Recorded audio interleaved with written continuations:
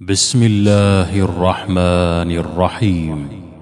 يسبح لله ما في السماوات وما في الأرض الملك القدوس العزيز الحكيم. هو الذي بعث في الأميين رسولا منهم يتلو عليهم آياته ويزكيهم ويعلمهم الكتاب والحكمة وإن كانوا من قبل لفي ضلال مبين. وآخرين منهم لما يلحقوا بهم وهو العزيز الحكيم.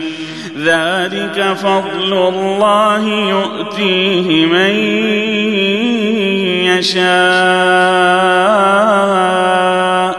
والله ذو الفضل العظيم. مثل الذين حملوا التوراة ثم لم يحملوها كمثل الحمار يحمل أسفارا بئس مثل القوم الذين كذبوا بآيات الله والله لا يهدي القوم الظالمين.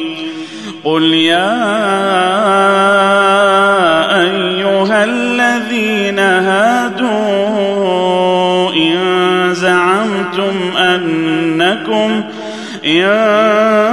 زعمتم أنكم أولياء لله من دون الناس فتمنوا الموت إن كنتم صادقين ولا يتمنونه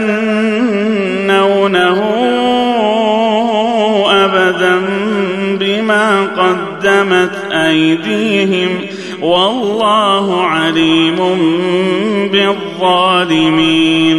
قل إن الموت الذي تفرون منه فإنه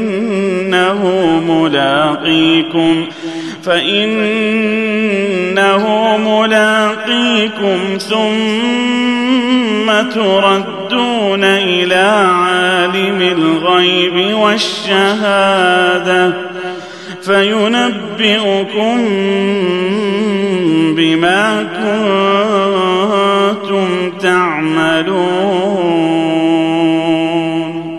يا أيها الذين آمنوا إذا نودي للصلاة من يوم الجمعة فاسعوا إلى ذكر الله وذروا البيع ذلكم خير لكم إن كنتم تعلمون. فإذا قضيت الصلاة فانتشروا في الأرض وابتغوا من فضل الله واذكروا الله كثيرا لعلكم تفلحون. وإذا رأوا تجارة أو لهوا انفضوا إليها وتركوك قائما قل ما عند الله خير من اللهو ومن التجارة والله خير الرازقين.